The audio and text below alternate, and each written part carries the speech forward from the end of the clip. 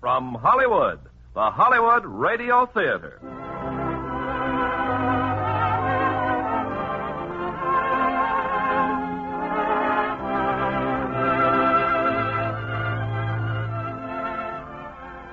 Starring Tyrone Power and Linda Christian in The Mississippi Gambler.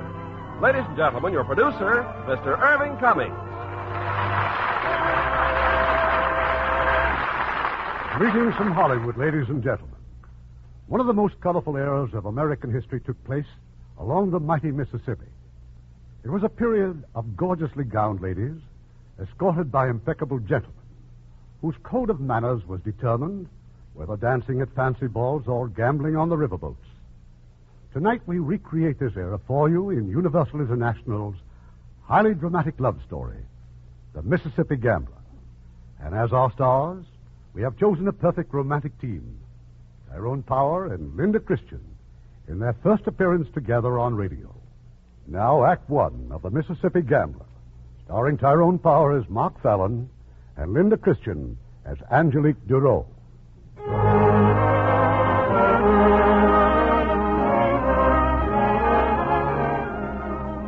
I first met Mark Fallon in the spring of 1853. I was on the dock in St. Louis waiting just for the likes of him, a green young stranger begging to have his bankroll lightened.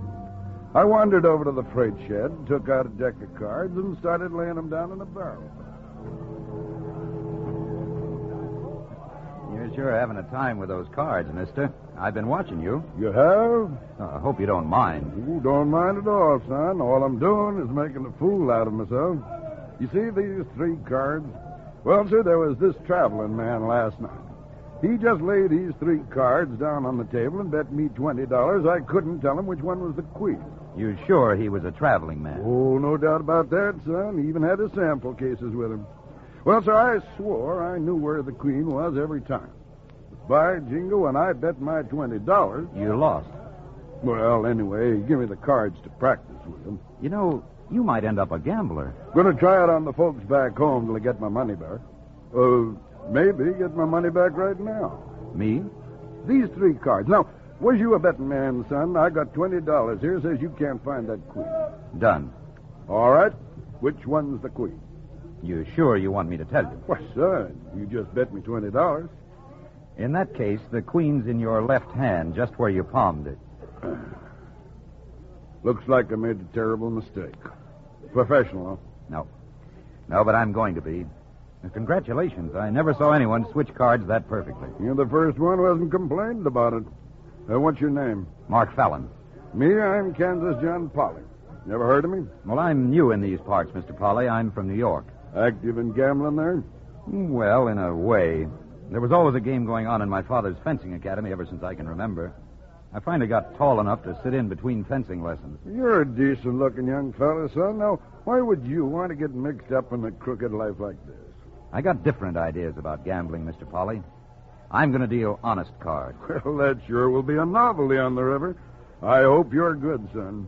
You'll be up against some mighty dirty competition. How much of a stake do you have? $600. Well, you can lose that in half an hour on these riverboats. But I don't intend to lose. Now, if you don't mind, I think I'll get aboard. He walked down to the gangplank. Just as he reached it, a carriage came flying down the dock. In it, a young man and a girl. For a moment, it looked like those horses were running away. Oh, now, boy. Easy now. Oh, up there. Oh. Get away from those horses. Well, I was afraid you'd tip over, miss. High-strung horses need a firm hand. I've handled high-strung horses for quite a few years. And when the time comes that I need help, I'll... Oh, easy now. Easy. Oh, boy. Oh, there now. Thank you, sir. That whistle frightened them. Oh, whistles will do that to horses. To beautiful women, too, sometimes. You're an expert on both, I suppose. Well, I'm interested in both. Just a moment. My sister doesn't care to discuss your interests. So it seems. Better go aboard, Angelique. I'll find a boy to drive these horses back to Fletcher. Quality folks, son. Real quality. Oh, my. You know them? If I did, I'd take that little pepper pot over my knee and whale her. $20 to 10, she looks back at me, Polly. Well, here's where I get my money back. She'd no more look back at you than she... Looks like I owe you a total of $30.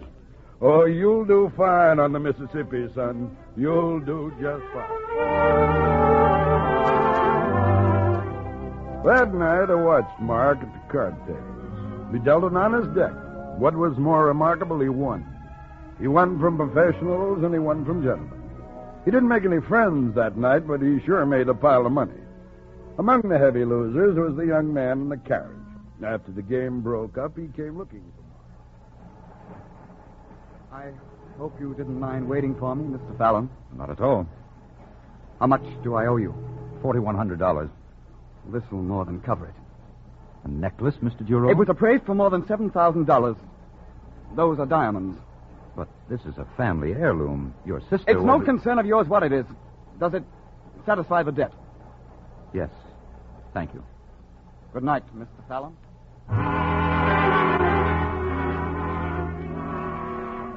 We'd both been winners that night, and the next day our immediate future looked mighty rosy. Over $3,000 in cash, Polly, and it's all honest money. Looks like we're doomed to stay at the best hotel in New Orleans. If we keep lucky. How long do you stop over there, Polly? 2 weeks, then I'm broke again. How's that? Faro. Can't help playing that game, even though I know it's crooked. Terrible having such a vice at my age. Are you a Faro player, son? I said, are you a... Oh. I'll be back in a moment, Polly.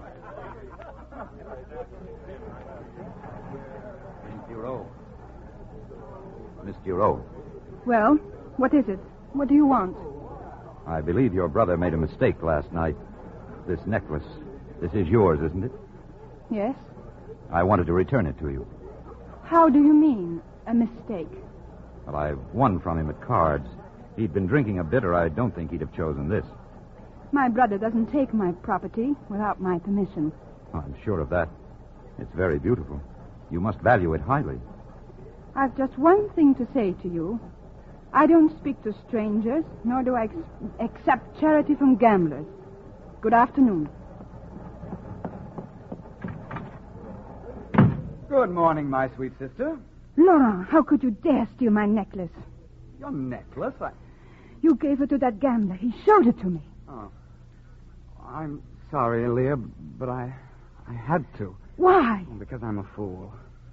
Sitting down with those card shops, they took all my cash and $4,000 besides. And you take the one thing I love more than anything I have. The necklace was Mother's, grandmother's. It will break Father's heart. How could you? I'm sorry. Oh, please, Leah. Please forgive me. Poor Laurent. Nothing is important enough to ever come between us. Least of all, a quarrel over a gambler. I'll make it up to you, Leah. I promise. Meanwhile, I'll think of something to tell Father. We'll tell him the truth. Yes. Yes, I suppose we'll have to. To Mark, there was no city in the world like New Orleans. He wanted to see every foot of it, especially the street they called Exchange Alley. I won't be long, Polly. An hour or two, I'll meet you here in the hotel. What's all this excitement about Exchange Alley? I've dreamed about seeing it ever since I was knee-high. My father told me all about the schools there, the finest outside of Paris. He called it the Street of the Fencing Masters. Playing with swords, huh? Well, just remember this. New Orleans is filled with the same breed of cat as that Duro fellow with the necklace. Uppity young Creoles. They want a duel every time you sneeze near them. My best behavior, Polly. No gambling, I promise. Be back here at 8 o'clock. Dinner at Antoine's, and I'll show you the town. Mark showed those young Creoles with their fancy French names that he was a match for any of them when it came to fencing.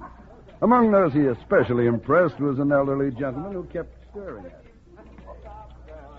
Forgive my lack of manners, young man, but before you leave, I was hoping I might have a word with you.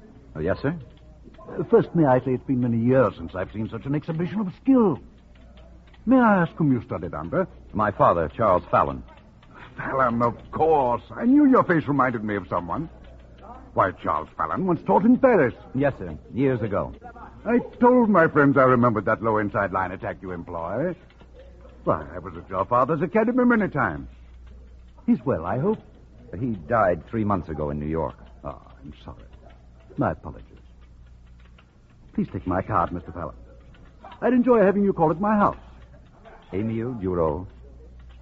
Is Laurent Duro your son? Yes, you know him.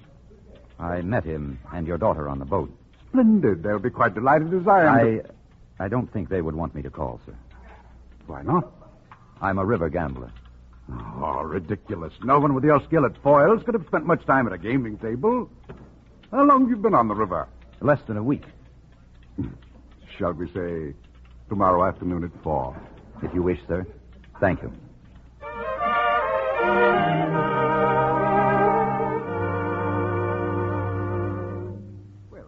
Now that we've seen the house and grounds, suppose we have a drink in here in the study. Mr. Duro, your home. I've never seen anything so beautiful. My father built it almost 60 years ago. In those days, he... Angelique. Well, come in, dear. Come in. Where's Laurent? He's in the library with George. George just invited us to dinner. Angelique, you remember Mr. Fallon. He said you'd met on the boat. I have no wish to meet him again, Father. Angelique? What do you expect of me? I know that gentlemen associate with such people as Mr. Fallon in coffee houses and gambling places. But I never heard of anyone bringing them into his home and presenting them to the women of the household. I choose very carefully whom I bring into my house. And while they're under this roof, you'll please show them every courtesy. Yes, Father. Good afternoon, Mr. Fallon. Good afternoon, Mr. Rowe. I must apologize for my daughter. I think she was afraid of being embarrassed, sir. For what reason? This. She was afraid I might return it. A necklace. Your son lost it to me on the boat. I know it must mean a great deal to you. You settled a gambling debt with it. How much? $4,100. My bank will credit the amount to you tomorrow. No, I don't want anything for it, and it is not your debt. It's the only way I can accept it. Your wine, Mr. Fallon. Thank you. All this business about the necklace, Laurent, Angelique's insulting manners, it's my own fault, Mr. Fallon. My life's caught up with me. Unfortunately, my own wild and reckless youth's become somewhat legendary in New Orleans. My children have patterned themselves accordingly. They've been motherless since Leah's birth. I've never been able to be a stern disciplinarian. The first time I met your daughter, I told her that high-strung horses need a firm hand. I wasn't given a chance to say much more. So another reason you came here today was to see her, huh? Yes. You find her interesting? Very. She can also be charming. However, I should tell you, this young man she mentioned a moment ago, George Elwood, it wouldn't surprise me, Mr. Fallon, if someday Angelique and George were to marry. Oh, forgive me, I didn't know. Oh, for the moment, George is just a friend, but a dear friend. But then I may see your daughter again? That, as you should know by now, will be entirely up to Angelique. However, there'll be a governor's ball in a couple of weeks. I think I can arrange an invitation. A river gambler at the governor's ball? I regard you as a welcome guest and a friend until you prove yourself something less. I think you can trust me, Mr. Duro. Thank you.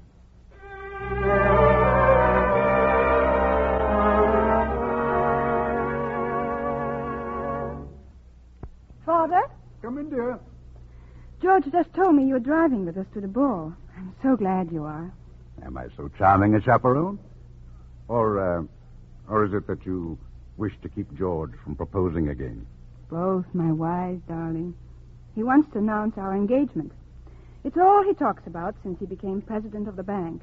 He's going to settle down. He promises to work hard.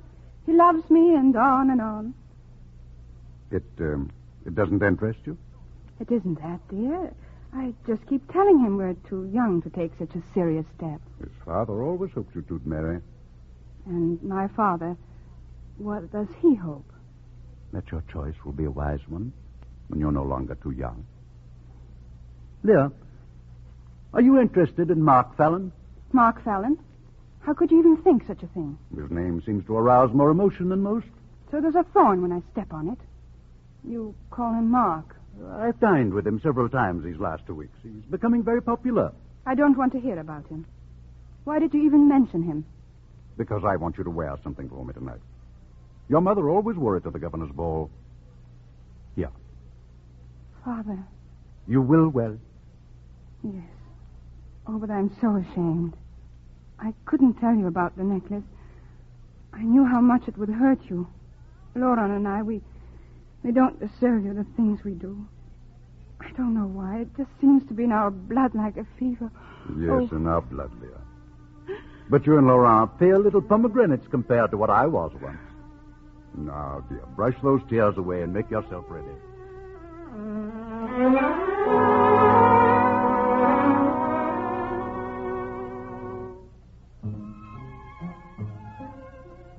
Very kind of you to dance with me, Miss Giroux. It would have been a great pleasure to have refused you, Mr. Fallon. Then why didn't you? My necklace. It becomes you. So my father thinks. And so I'm dancing with you. But I'm amazed you could bring yourself to give it to my father. Weren't you able to sell it? Is that what you think? What else? Well, you're right. Your father paid me for it. Well, your escort seems impatient that we finish our dance. He seems a very suitable young man. He'll be delighted to hear that, I'm sure. Suitable, I mean, for running a bank. May I ask you one question before I leave you? Of course. Knowing how I feel about you, why did you humiliate yourself by asking me to dance? Oh, as a matter of courtesy. If a man is going to ask a woman to humiliate herself, he should be willing to accept it first. I don't understand. Well, since you spare me only a moment, I'll tell you very bluntly. You and I are in love with each other. We always will be.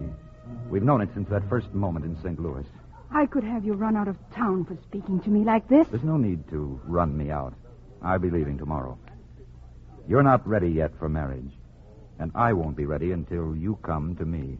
Why, you completely egotistical. Yes, it does sound that way put into words. But it's the only way a woman can be truly happy with a man. Thank you for the dance, Miss Giroux.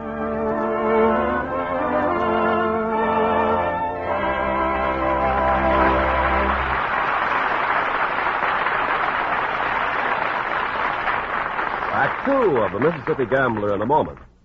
With our American servicemen in many countries around the world, they have a wonderful opportunity to observe new customs and traditions. What might have seemed strange before is becoming pretty familiar to them. For instance, take this business of superstitions or omens. In Holland and Germany, if you meet a left-handed person on a Tuesday morning, that's a bad omen. In Sweden, if you turn around when starting out on a business trip, it's liable to turn out badly. German girls place their shoes at right angles by the side of their beds to bring a visit from their sweethearts. And in Japan and the Far East, there's a superstition to cover practically every event of the day.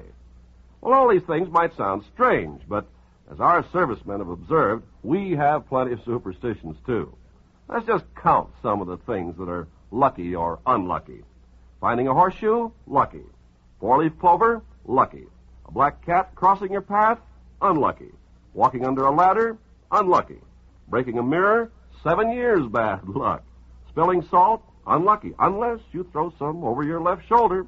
Knocking on wood? Lucky. A rabbit's foot? Lucky. Well, those are just a few of them. Lots of people carry a lucky coin or a charm of some sort. All of us have a lucky number, and whenever we have something good happen to us, we know it's our lucky day. People the world over are great believers in this business of luck. That's all the superstitions are based on. They're either meant to bring on good luck or keep bad luck away. According to the customs and traditions of your own people, you do certain things to try to influence that luck. Now, the way of doing things may vary between different people, but the ideals are the same. These customs are important to the people who follow them, and our servicemen are helping to maintain goodwill by observing the customs of other people in other lands. Now, our producer, Mr. Cummings. Act 2 of the Mississippi Gambler, starring Tyrone Power as Mark and Linda Christian as Angelique, with Gavin Gordon as Monsieur Dureau.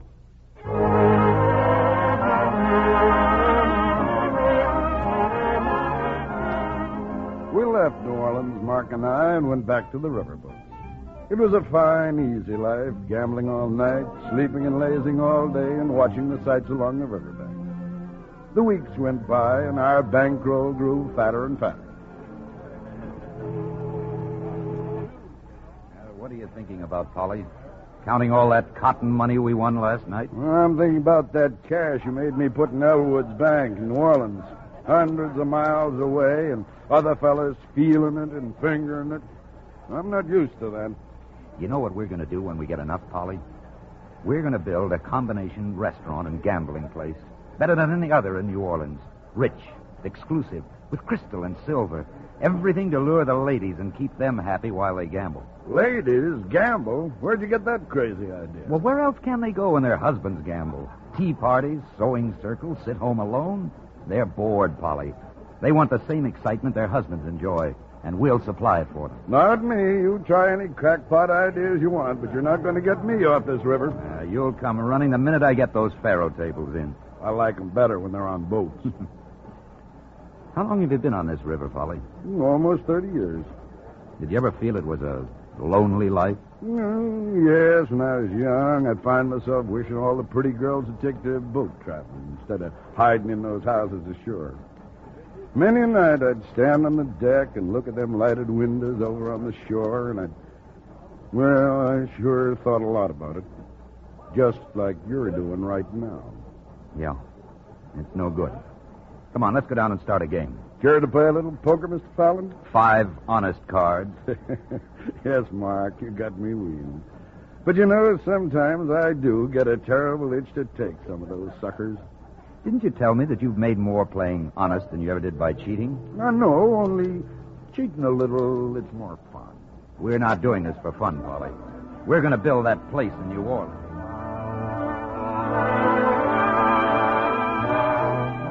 Early in the game, a young man asked to sit in. I couldn't figure him out. Money in every pocket, but any fool could see he was neither a rich southern planter nor a man used to much money. Mark wanted him to quit, but he'd have none of it. He was cleaned out before midnight. Excused himself politely, went up on deck, and shot himself. How is he, Captain? Will he live? He's dead, Fallon. Apparently his aim was a lot better than his poker playing. You win all his money? Yes. Well, now, don't go blaming yourself. I heard how you tried to get him to quit. Is there anything I can do? Nothing. He has a sister aboard, but that's my job, telling him. I'd like to go with you, Captain. Yeah, all right, Fallon, come along. Captain Everett, good evening. Well, come in. This is Mr. Fallon, miss. We come to... Well, I'm afraid we have bad news, ma'am. Your brother. Julian, what's wrong? He shot himself, miss. Where is he? It's no use, Miss Conan. But I've got to go to him. I wish I could say different, but there's nothing anyone can do. No. Oh, no, he wouldn't. He'd never do that. There's no reason. Could you tell us your parents or someone we could reach for you? We have no family, no one. I can't believe it. Julian would never... He was carrying money for his firm. Someone else did it to rob him. Miss Conant, I'm afraid your brother Your brother wasn't robbed, Miss Conant. Very wisely, he left his company's money with Captain Evers for safekeeping. Isn't that so, Captain? Yes, of course. We'll be landing tomorrow, miss. I'd like to offer my help. Anything I can do now or in New Orleans. I'm very grateful. I don't know anyone there. I'll see you in the morning, Miss Conant.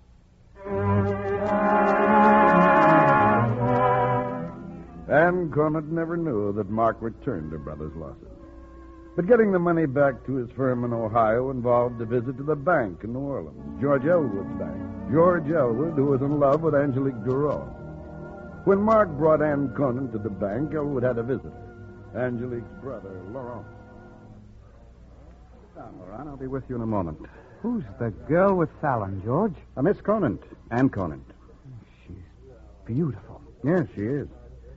Well, present me to her. Oh, this isn't a very good time, Laurent. She just lost her brother. Oh, I'm sorry to hear that. But the fact remains, I've never seen anyone so beautiful. Please, George, I've got to meet her. All right, Laurent. But you'll have to wait. She's got to sign some papers first. You've been very kind, Mr. Elwood. Thank you for your help. Well, that's quite all right, Miss Conant. And now, may I present my friend, Laurent Dureau. How do you do? Miss Conant. Good morning, Mr. Fallon. Mr. Dureau. You'll forgive Miss Conant. She should get back to the hotel. I understand, of course. my deepest sympathy. If there is anything I can do, please let me help. Mr. Elwood knows where I may be reached. Thank you. My regards to your father, Mr. Tyrone, and to Angelique. Thank you.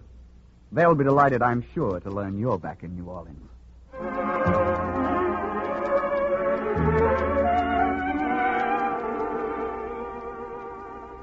Well, Polly, what news? I just saw the hotel manager. He promises to have a room for you, Miss Conant, within an hour. Oh, you've both been so wonderful to me. You don't know how much your help has meant. Oh, it wasn't help. We just like you. And Polly and I are taking the boat north in a couple of days, and, well, if you'd care to go back home at the same time... Well, I haven't any reason to go back to Springfield now. We only live there because of Julian's work. I'd rather live here. It's a beautiful city. Yes, I think you'd be happy here. There are a lot of attractive people you'd enjoy knowing. Then I'll stay. Good. We'll start looking for a place tomorrow. Will you be gone long? We'll be back at your doorstep in 2 weeks. You're a very beautiful girl, Anne. And from the first moment you're seen in public, you'll be so busy you won't be able to keep track of us. Oh, no, that will never happen. Come in. For Miss Conant, sir. Oh, just bring them here, please. Yes, sir. Thank you, sir. Camellias. Yes, camellias. Oh, Mark. I'm sure there must be a card among... Oh, how could you have guessed they're my favorite? Oh, this card. Laurent Duro. Oh, yes, the man at the bank. You've been seen in public already. Now let's order some lunch. Anne Conant stayed in New Orleans. In the weeks that followed, Mark and I spent most of our time on the river. But whenever the boat returned to New Orleans, we'd hear more and more rumors of Anne and Laurent Duro, and how madly in love he was. It means I want to marry you, Anne. I love you. I can't wait any longer to tell you. Oh, Laurent. But you can't be sure of what you're saying. You've known me for such a short time. It isn't fair. You've become my whole life since the moment I saw you. I've never been in love before. I never knew anything could be so perfect. And yet, such torture. I give you my life's devotion, Anne. Will you marry me? Today, now. I'm sorry, Laurent. You've been wonderful to me. No. You can't refuse me. Not yet. I didn't have any right to ask you so soon. I'll wait for your answer till you've known me longer. Oh, Laurent. It's better that I tell you now. Please don't go on hoping. I can never be in love with you. Because you're in love with someone else? Yes, I am. Mark Fallon? Yes. How can you waste your love on a man like that? How can you throw it in the gutter to someone who doesn't even deserve to look at you? Please. He's cheating you, too. He's cheating everyone. Has he told you that he's in love with my sister? Your sister? He's been in love with her ever since he came here. You think of loving anyone like that? Just go, Laurent. Please. Please go. That same night, Mark and I were back in New Orleans. We stopped off for a drink of the Rochambeau. At the bar was Laurent Duro. I've been thinking of you, Fallon. You couldn't have come back at a better time. Do you mind if I ask you a question? Something troubling you, Duro? Yes. How many women do you want? You're not satisfied trying to get my sister, huh? Hold on, please. Come on, let's get on. You keep out of this, Andre. You're lying to Anne about me, trying to break us up. You want her for yourself in the flat you so thoughtfully got for her. You're a drunk, Duro. Go home with your friend and sober up till you can talk sense. Well, maybe that makes sense to you. I'll meet you at the Dueling Oaks, if you can leave your women long enough. Whenever you like. Our seconds will settle that. All right, Andre. I'm ready to go home.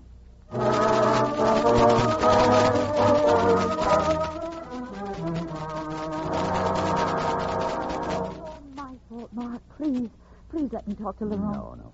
It has nothing to do with you, Anne. This has been building up for a long time. But you shouldn't have come here, you know. Polly, see that Anne gets home, will you? I must finish this. Finish what? There's no need of this. You'll win hands down. A will dividing everything between Miss Conant and me. Are you crazy? Then you do think something might happen? No, not really. Polly, you'll act as my second. Just don't make too many side bets. Come in. I'm Andre Brion, Mr. Fellow. I've come on behalf of Laurent the Road. Oh, this is Miss Conant and Mr. Polly. Mr. Fallon, You can speak freely. Thank you. If I may meet with your second, sir, to arrange a meeting... Let's do without the formalities, shall we? Let's say tomorrow morning at 6 o'clock. Very good. As the challenge party, you have the choice of weapons, sir. Pistols. Pistols? You are crazy. They'll fight with swords. Tell that to Dureau. Swords. You'll forgive my friend, Mr. Brion. He worries too much. My choice is pistols. Thank you, sir. Good evening.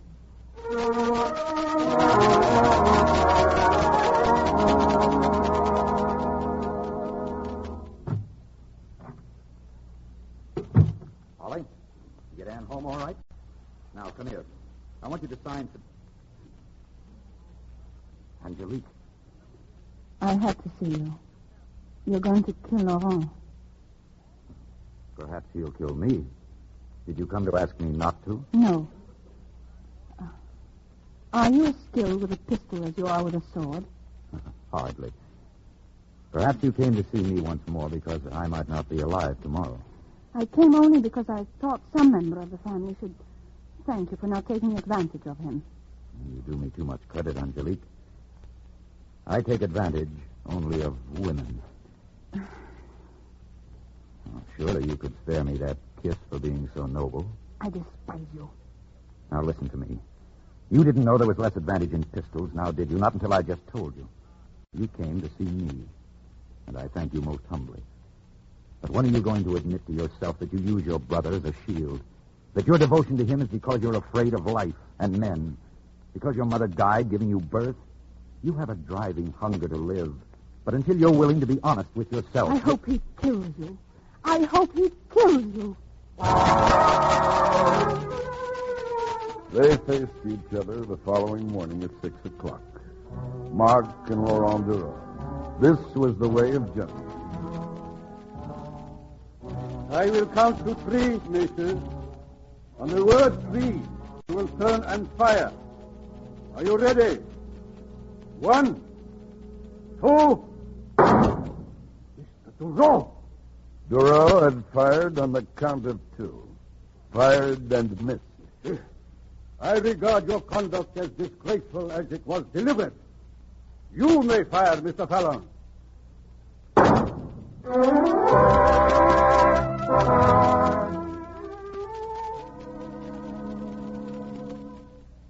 What are you doing here, Angelique? It's your brother I want to see. Laurent told me what happened. I have a right to hear. Yes, Father. Is there anything you want to tell me?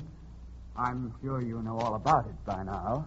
How I fired on the count of 2 and how that worthy gentleman preferred to fire into the air rather than... Bettemer, you will leave this house at your earliest convenience.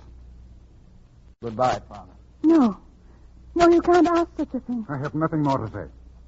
You do that to him when he needs you the most. You can't. Father, if Laurent leaves, I leave with him. This house will be lonely without you, Leah. Angelique left her father and, with Laurent, went to live with George Elwood and his mother. I've been writing letters all morning, dear. Now put down that pen and we'll go for a drive. I'll be through in a moment, George. You see these letters?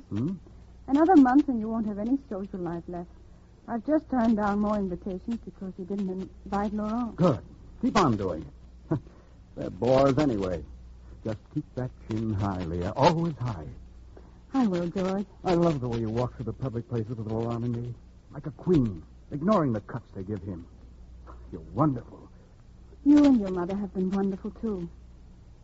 George, the wedding invitations came this morning from the engravers. Here, look. Oh? His Excellency, Governor Paul Monet, requests your presence at the marriage of Mademoiselle Angelique Dureau. I must send an acceptance. You sure she isn't marrying that Elwood fellow because she's getting used to him, living in his home? Because he's been devoted to her all his life. The dearest and the sweetest person she's ever known. And Is there love hiding around somewhere, too? You'll find it, George. You'll find it, darling.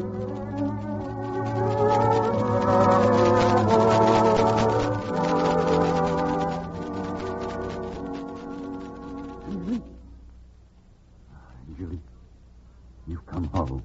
I couldn't stay away, Father, and have a servant bring you my wedding invitation. Thank you, darling. Here.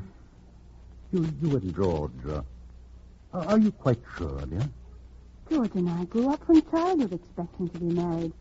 Why, everyone in New Orleans has always said it's a perfect match. Yes, I know. That's all very true, but do you love him? Yes. That's all I wanted to know.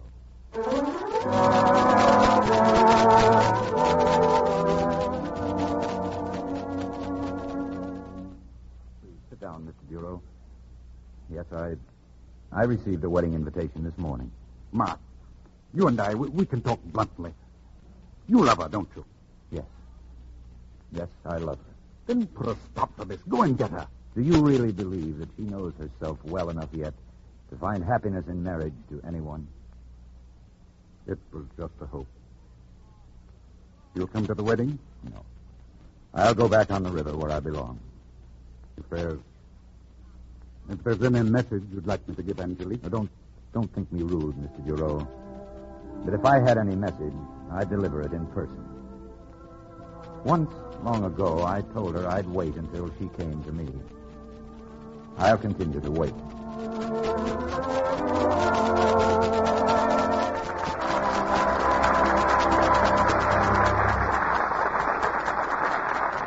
The letters GYA signified German Youth Activities.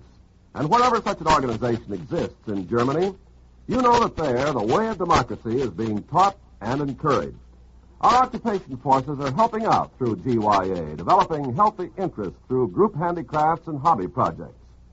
A girl by the name of Helga is one example. She was pretty confused when she joined a GYA group. Her father had been very much anti-American, and she reflected his ideas. Luckily, she won a trip to Switzerland in a handicraft contest. Once on the trip, Helga learned that the Swiss people and the American women in charge of the tour were very different than her father had pictured non-Germans. She won't change overnight, but she wants to learn more about the workings of democracy, and her education is continuing through GYA. Such acts by you and your friends today are shaping our world of tomorrow.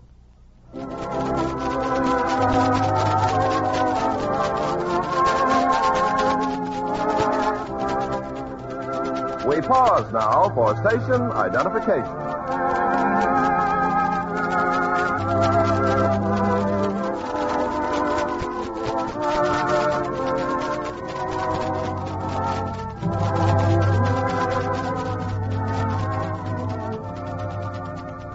The curtain rises on Act 3 of The Mississippi Gambler, starring Tyrone Power as Mark and Linda Christian as Angelique, with Gavin Gordon as Monsieur Dureau.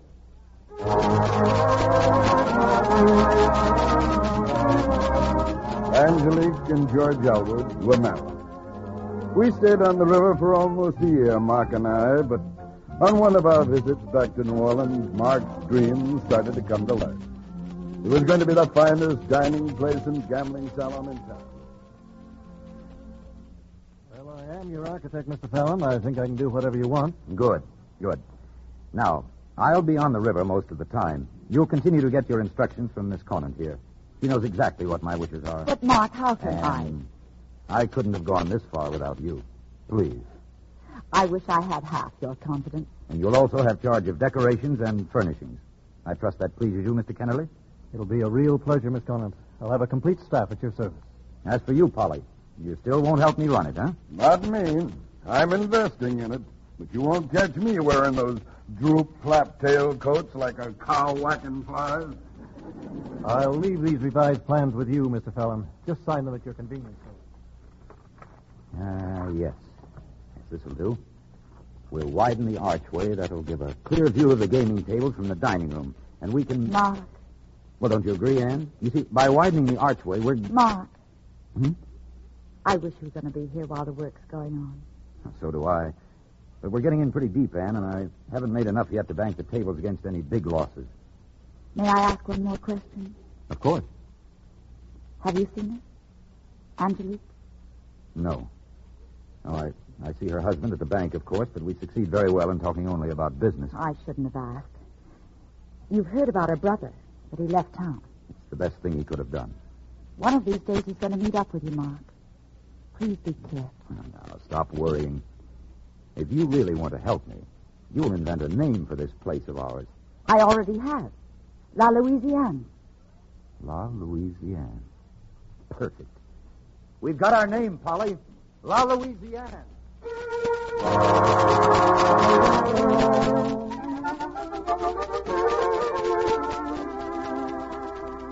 Leah, you better hurry, dear. Our friends are downstairs waiting for us. I'll be ready in a moment, George. Well, how do I look? It's a beautiful gown, darling. But there's nothing, even from Paris, that could make you any lovelier. Well, thank you, dear. George, you're staring at me. Am I? Where are you, Leah? What do you mean, where am I? I'm here. Now hand me my bracelet. You're not here, Leah, not really. Every time I hold you in my arms, you seem 1,000 miles away. It's like holding a shadow that's drifting somewhere. No substance, no warmth. Come here. Put your arms around me. Now, am I here? We're never here. We're never alone. Ever since our honeymoon, always going. Crowds and people. I love you, Leah, but I can't reach you. What's wrong, dear? I don't know what you mean, George. I don't. When Laurent disappeared, I was frightened, but I'm not anymore. I do love you, and I've tried to make you happy and proud of me. Please tell me I haven't failed this much. I don't know why I say it. I don't know what it is. I want too much of you, darling. I can't stay away from you. I can't even... Yes, dear? Nothing at all. Come along, darling. I want to show you off in your new gown.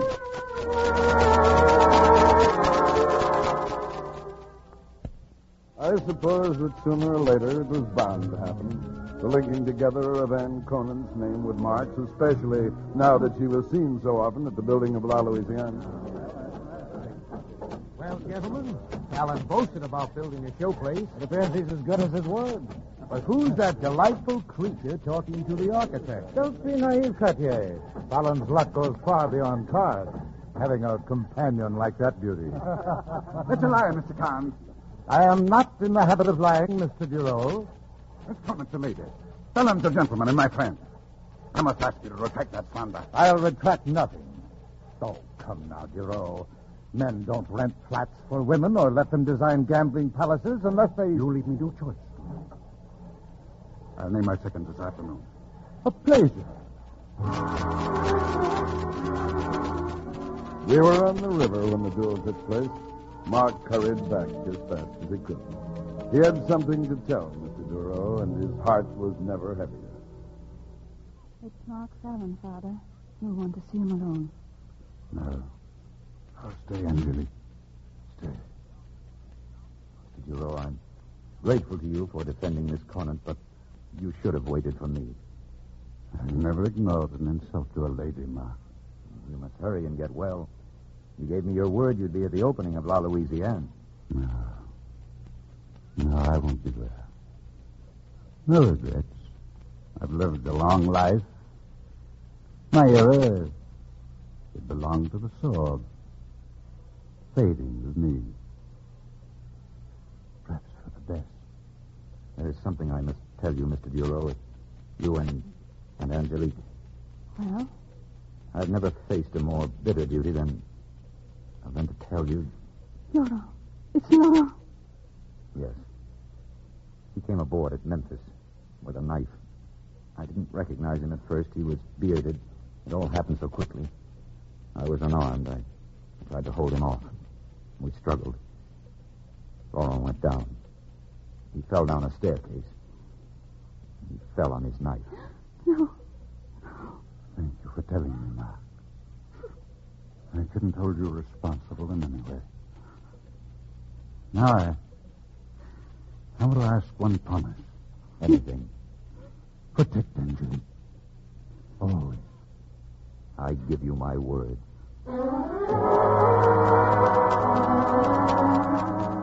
Mr. Dura died a few hours later. Before he left the house, Mark asked George Elwood if he could see Angelique alone. There's very little you can say, and even less I want to hear. Angelique, once long ago I thought the odds were in our favor, yours and mine. But it seems to have been my lot to destroy everything you have loved. Perhaps you knew that from the start. I won't intrude again. Mark meant every word he said. But the time came many months later when he was obliged to call at the Elwood house once again. You're not welcome here, Mr. Fallon. You chose to do business with my bank, but that hardly gives you social privileges. It's business that brought me here, and it can't wait until morning. I've just come from the fencing academy. While I was there, 3 of your biggest accounts sought me out. Hewitt, Keith, and Farrow. They told me they're withdrawing their money tomorrow. Is your bank in shape to stand it? The bank is in perfect shape. They claim to have seen confidential reports to the contrary. If you're worried about your money, Mr. Fallon, I'll be pleased if you banked it elsewhere. I was told you've transferred Mrs. Elwood's estate into your bank. It's causing talk. That's ridiculous. Is it? Your father banked at the Southern Federal all his life. I transferred the account for one reason, because I wished to. There'll be a lot of people at your bank in the morning, Elwood. You'd better be prepared to handle a run. If you have any more suggestions, you may see me there during business hours. I think you promised my wife never to intrude on her again. I also made a promise to her father. Good night. George, is there any danger? Certainly not. Then why did you ask me to change my account? Has the day arrived that you believe Fallon over me? George! Let me alone, Angelique. Just let me alone. 3 days later, Elwood's bank went to the wall. George Elwood disappeared, and with him went $200,000. Mark and I, well, we were just 2 more depositors who'd been cleaned up. They warned me, Polly, but I just couldn't believe it. I'm sorry I dragged you down with me. I always told you that depositing money made me nervous. It means the end of La Louisiana, doesn't it? And after all your work, Anne. Oh, you'll finish it one day. We can start right now. You got a new deck of cards, Polly? You mean that? Why, I got a dozen new decks. And the boat for St. Louis leaves tonight at 9. Been keeping track of the sailings, huh? I've been missing those paddle wheels. So have I. Well, I better get those reservations. See you later, Ann. And I hate leaving you here alone after you being so much a part of all our plans. I'll always be grateful to you, Mark. But I haven't any claim on your life. I know that now. Even if this beautiful place had been finished, it never would have held you, so... If I can just see you and Polly once in a while and know that everything is well with you, Oh, Anne, you're wonderful. Thank you.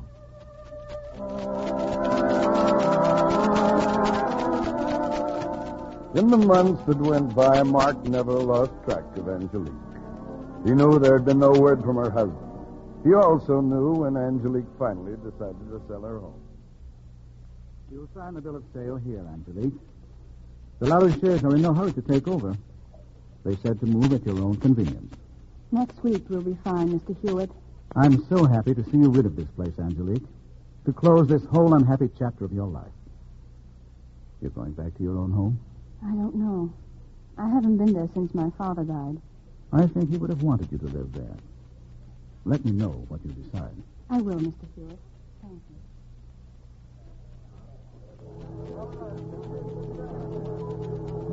You aiming to stay over this trip, Mr. Fallon?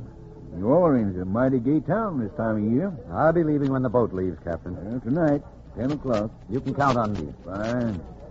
Hey, ain't that Mr. Polly there on the dock? Yes, he missed this trip. He had some business to attend to for me. See you tonight, Captain. Well, I've got good news for you, Mark. Better still, you can read about it for yourself. It's right here in the newspaper.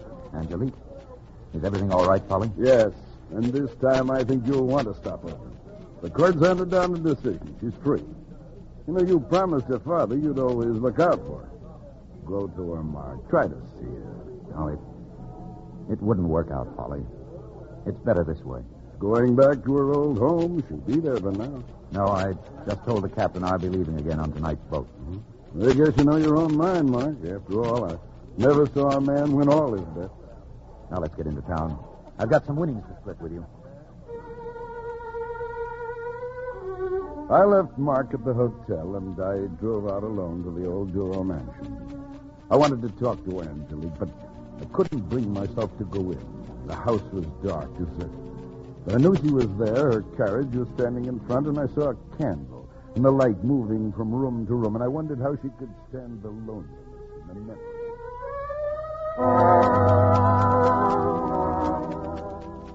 I've come back, Father. I've come back, Laurent. But it's so empty. So empty. When are you going to admit to yourself that you use your brother as a shield? Your devotion to him because you're afraid of life. Because your mother died giving you birth.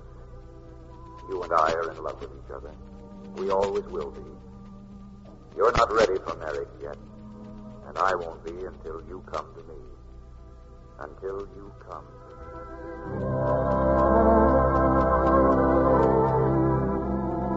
A moment later, I saw her rush from the house and her carriage with those high-strung horses dashing down the drive. Get her, go, Pick, forward! Everybody gangplank. Better hold her, Captain. Looks like you've got another passenger.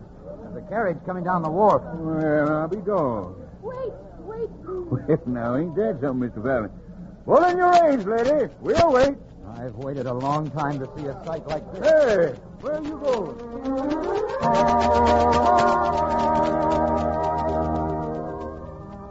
Angelique. I've come to you, Mark. Take me with you. Wherever you go. Wherever you go.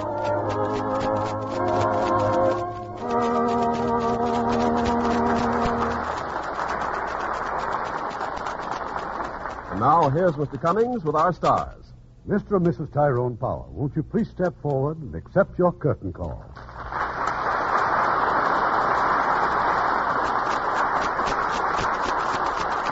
Now, won't you tell us about next week's play? Next week, we will bring you one of the fine, sensitive dramas of the famous playwright, Tennessee Williams, The Glass Menagerie, winner of the New York Dramatic Critics Circle Award.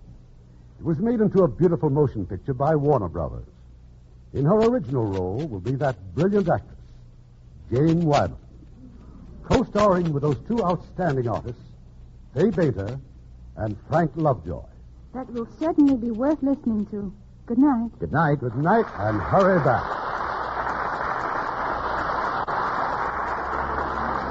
Heard in our cast tonight were Ted DeCorsia as Polly, Alistair Duncan as Laurent, Francis Robinson as Anne, John Stevenson as George, William Johnstone as the boat captain, Fred Mackay as Andre, and Bob Bruce, Bob Griffin, Herb Butterfield, Barney Phillips, Gain Whitman, and Eddie Marr.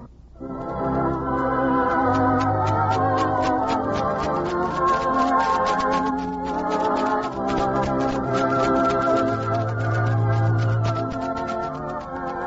Hollywood Radio Theater is produced by Mr. Irving Cummings. Our orchestra is under the direction of Rudy Schrager. This is Ken Carpenter inviting you to join us next week at this same time for another presentation of the Hollywood Radio Theater. Hollywood Radio Theater is a presentation of the United States Armed Forces Radio and Television Service.